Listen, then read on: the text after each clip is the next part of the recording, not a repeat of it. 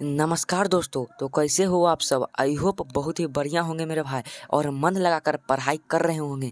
जैसा कि आपको पता है 19 फरवरी का आप लोगों का संस्कृत का पेपर था और मैं उम्मीद करता हूं कि आपने संस्कृत में बहुत ही अच्छा नंबर लाएंगे और आप संस्कृत में 100% दिए होंगे मेरे भाई, ठीक ना।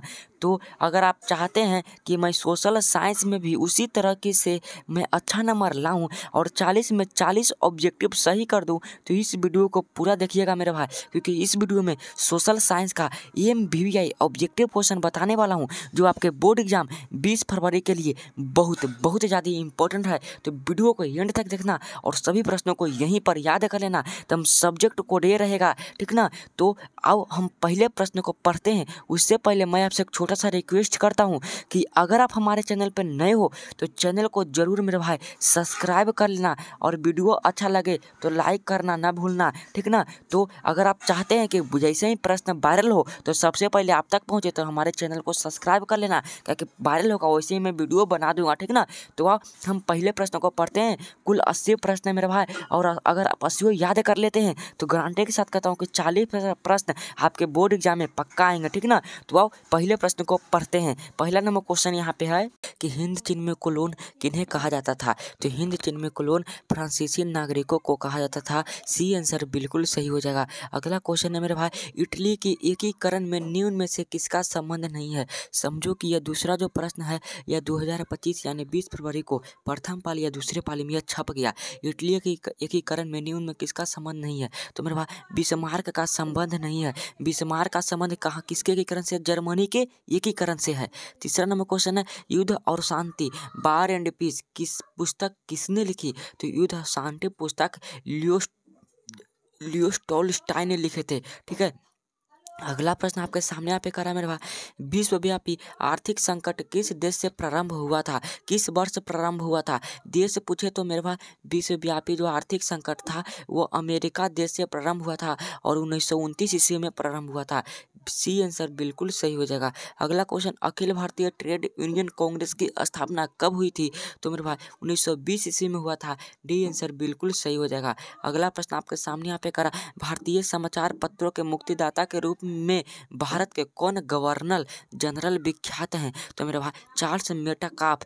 डी आंसर बिल्कुल सही हो जाएगा। मोस्ट इंपॉर्टेंट प्रश्न है। 7 नंबर क्वेश्चन करा, नमक कानून तोड़ने के लिए गांधी जी ने कौन सा स्थान चुना। तो दांडी चुना था। बी आंसर बिल्कुल सही हो जाएगा। 8 नंबर क्वेश्चन है, बंगाल विभाजन कब हुआ। तो बंगाल विभाजन 1905 ईस्वी में हुआ था, ठीक है। अगला प्रश्न आपके सामने यहाँ पे करा कि गोल घर का निर्माण कब हुआ था। तो मेरे भाई गोल घर का निर्माण 1786 ईस्वी में हुआ था और कहाँ हुआ था। तो पटना में हुआ था। इसका उद्देश्य क्या था। तो अनाज का रखने के लिए, अनाज की रक्षा करने के लिए, ठीक है ना। राउल केला इस्पात उद्योग कहाँ स्थित है। तो मेरे भाई यह उड़ीसा में स्थित है। ये आंसर बिल्कुल सही हो जाएगा। ये सब प्रश्न आपके बोर्ड एग्जाम में 100% यहीं से क्वेश्चन आएंगे। सभी प्रश्नों को याद कर लेना। कार्ल मार्क्स की पुस्तक का नाम क्या है। तो मेरे भाई यहाँ पे दास कैपिटल कार्ल मार्क्स की पुस्तक है, ठीक है। भारत में महिलाएं के लिए 50% आरक्षण की व्यवस्था निम्नांकित में किस संस्था में की गई है। तो पंचायती राज व्यवस्था में की गई है, ठीक है। ग्राम पंचायत का कार्यकाल कितने वर्ष का होता है। तो ग्राम पंचायत का कार्यकाल 5 वर्षों का होता है। अगला क्वेश्चन आपके सामने यहाँ पे करा कि भारत में राजनीतिक दलों का चुनाव कौन आवंटित करता है। तो मेरे पास चुनाव आयोग करता है। डी आंसर बिल्कुल सही हो जाएगा। अगला क्वेश्चन आपके सामने यहाँ पे करा मेरे पास 15 नंबर क्वेश्चन यहाँ पे करा, झारखंड राज्य का गठन कब हुआ। मोस्ट इंपॉर्टेंट क्वेश्चन है। तो झारखंड राज्य का गठन 15 नवंबर 2000 ईस्वी को हुआ था। सी आंसर सही हो जाएगा। अगला क्वेश्चन है, भारतीय संविधान की 8वीं अनुसूची में कितनी भाषाओं को स्थान दिया गया है। 20 जनवरी को यह पक्का प्रश्न मिलेगा। तो मेरे भाई 8वीं अनुसूची में 22 भाषाओं को स्थान दिया गया है। अगर 17 नंबर क्वेश्चन करा मेरे भाई, भारत में किस प्रकार की शासन प्रणाली है। तो मेरे भाई भारत में संघीय और संसदीय शासन प्रणाली है।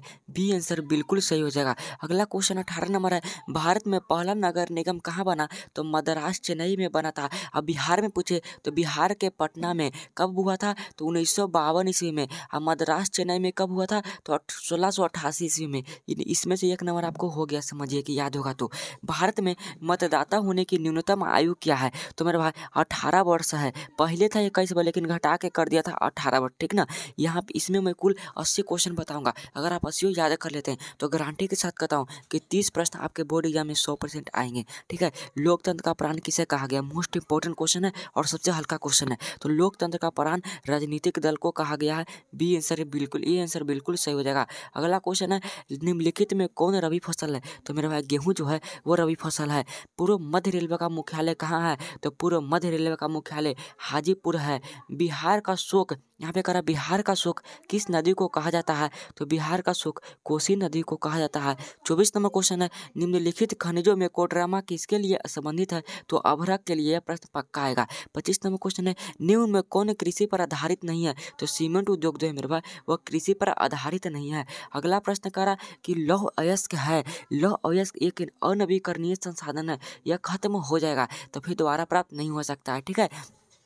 प्राकृतिक गैस पाई जाती है तो मेरे भाई जो प्राकृतिक गैस होती है वह कहाँ पाई जाती है? तो खनिज तेल के साथ पाई जाती है। 28 नंबर क्वेश्चन करा निम्न में कौन एशिया का सबसे बड़ा परमाणु शक्ति केंद्र है? तो मेरे भाई यहाँ पे तारापुर हो जाएगा। और ये कहाँ स्थित है? तो तारापुर महाराष्ट्र में स्थित है। अगला क्वेश्चन आपके सामने यहाँ पे करा कि निम्नलिखित उद्योगों में कौन सार्वजनिक क्षेत्र से संबंधित है? तो मेरे भाई यह कौन सा उद्योग है जो सभी जगह पे वहाँ पे इसका प्रयोग होते हैं? तो इसका सही आंसर क्या हो जाएगा? तो 29 का सही आंसर मेरे भाई बोकारो लौह इस्पात उद्योग। कहाँ है? तो रूस में है। रूस के सहयोग से स्थापित किया गया था। फाल्टा विशेष आर्थिक क्षेत्र कहाँ स्थित है? तो फाल्टा विशेष आर्थिक क्षेत्र पश्चिम बंगाल में स्थित है। बी आंसर बिल्कुल सही हो जाएगा मेरे दोस्त। 31 नंबर क्वेश्चन करा बिहार में सर्वाधिक आबादी किस जिला में है? तो मेरे भाई बिहार में सर्वाधिक आबादी पटना जिला में है। सी आंसर बिल्कुल सही हो जाएगा। मेरे भाई आप सभी प्रश्नों को याद कर लेना क्योंकि कल अगर आप चाहते हैं कि मैं 40 ऑब्जेक्टिव सही करूं तो 100% यहीं से प्रश्न आएंगे और आप 40 में 40 सही कर देंगे, इसीलिए याद कर लेना सभी प्रश्नों को। विश्व व्यापार संगठन का मुख्यालय कहाँ स्थित है? तो मेरे भाई इसका मुख्यालय जिनेवा में स्थित है। ये आंसर बिल्कुल सही हो जाएगा। महासागर के तली पर होने वाला कंपन का परिणाम क्या है? तो मेरे भाई सुनामी। यह दर्शाता है सुनामी को। अगर महासागर के तले पर कंपन हो रहा है तो उसे समुद्र में क्या आता है? सुनामी आता है। याद कर लेना समुद्र का संबंध किससे? सुनामी से है। आर्थिक विकास का तीसरा क्षेत्र क्या है? तो सेवा क्षेत्र है। और प्रथम क्षेत्र कृषि क्षेत्र है। सुदूर संवेदी उपग्रह रिमोट सेंसिंग उपग्रह का उपयोग किसके लिए होता है? तो मेरे भाई सुदूर संवेदी का होता है संसाधनों की खोज के लिए। सी आंसर बिल्कुल सही हो जाएगा। अगला क्वेश्चन करा कि मानव जनित आपदा है, निम्न में कौन मानव जनित आपदा है? बाढ़ प्राकृतिक आपदा है, भूकंप भी प्राकृतिक आपदा है, सुनामी भी प्राकृतिक आपदा है, लेकिन मेरे भाई जो आतंकवाद होता है वो एक मानव जनित आपदा है। मानव के कारण होता है। भारत में योजना आयोग का गठन कब किया गया था? तो 15 मार्च 1950 ईस्वी को किया गया था, ठीक है। कहता है कि भारत की वित्तीय राजधानी किस शहर को कहा गया है? 2025 में 20 फरवरी को यह प्रश्न 100% मिलेगा। भारत की वित्तीय राजधानी मुंबई को कहा गया है। ये आंसर बिल्कुल सही हो जाएगा, ठीक है। आर्थिक विकास संबंधित है तो आर्थिक विकास परिणात्मक परिवर्तन से और गुणात्मक परिवर्तन दोनों से संबंधित है। भारत में उपभोक्ता संरक्षण कानून कब पारित हुआ था? तो भारत में उपभोक्ता संरक्षण कानून 1986 में पारित हुआ था।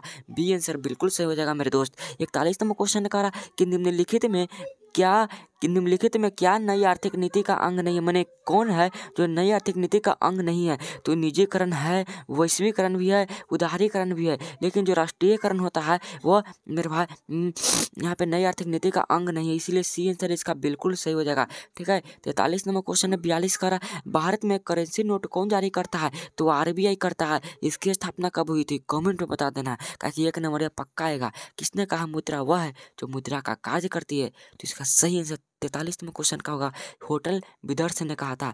भारत की आर्थिक विकास कैसी है? तो भारत की आर्थिक विकास मिश्रित है, ठीक है। विकासशील देशों में कार्यशील जनसंख्या अधिकांशतः संलग्न है।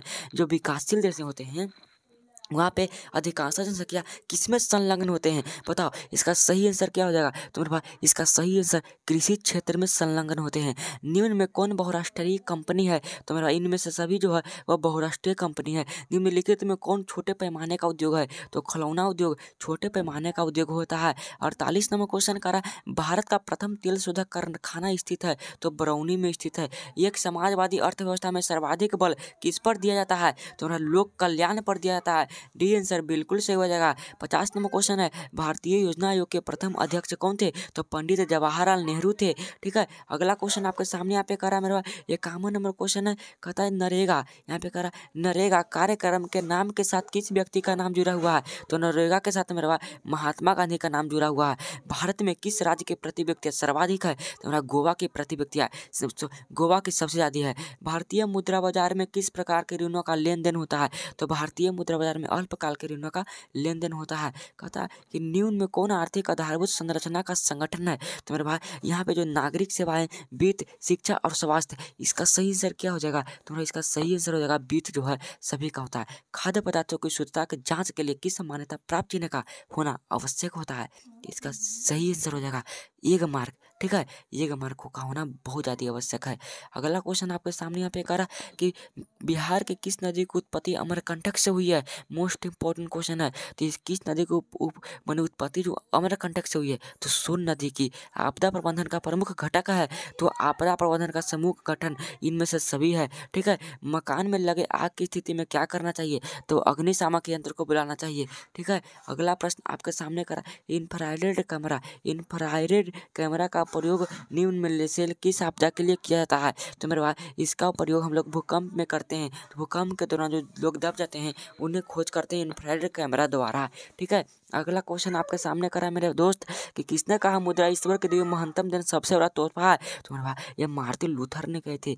बी आंसर बिल्कुल सही हो जाएगा। अगला क्वेश्चन मेरे भाई बिहार का सबसे बड़ा नगर कौन है? तो बिहार का सबसे बड़ा नगर पटना है। महात्मा बुद्ध के ज्ञान की प्राप्ति कहाँ हुई थी? तो बोध गया में हुई थी। एशिया का पहला निर्यात संवर्धन क्षेत्र कहाँ स्थापित है? तो भारत में स्थापित है। भारत डाक विभाग की स्थापना कब हुई? तो 1854 ईस्वी में हुई थी।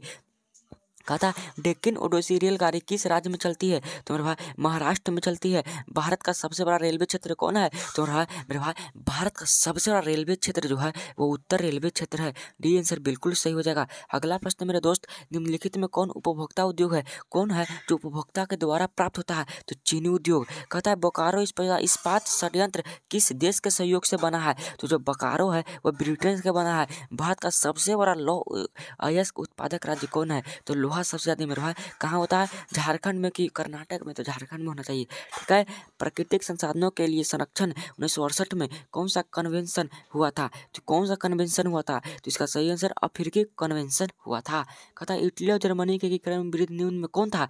तो मेरे भाई कौन था? ऑस्ट्रिया था। ठीक है, तो मेरे भाई 72 नंबर क्वेश्चन आपके सामने यहाँ पे करा कि जर्मनी के एकीकरण का प्रमुख वास्तुकार कौन था? तो जर्मनी के एकीकरण का प्रमुख वास्तुकार बिस्मार्क था। ठीक है, तो मेरे भाई मैंने यहाँ पे 72 क्वेश्चन करा दिया। ठीक ना, और मैं उम्मीद करता हूँ कि आपका 72 में लगभग यहाँ पे 50 से प्लस सही हुए होंगे, क्योंकि यहाँ का बहुत ही हल्का क्वेश्चन है और 100% यहीं से प्रश्न आएंगे। ठीक ना, तो अगर आपको यह वीडियो अच्छा लगा होगा तो एक लाइक कर देना, दोस्तों के पास भी इस वीडियो को शेयर कर दो ताकि वो भी सोशल साइंस में 40 में 40 ऑब्जेक्टिव सही कर दे। और मेरे भाई मैं कहता हूँ कि आप 20 में नहीं 20 फरवरी को अपना 100% दीजिएगा। जिस तरह से आपने तीनों पेपर में दिया है उसी तरह से इसमें भी दीजिएगा मेरे भाई, क्योंकि यह जिंदगी का सबसे पहला परीक्षा है 10वां 10th ना। ठीक ना, क्योंकि 10th बोर्ड होता है। अगर आप अच्छा नंबर लाते हैं तो आपको नहीं पूरे समाज को गर्व होगा और खासकर अपने माता पिता का। ठीक ना, तो जय हिंद, वंदे मातरम मेरे भाई।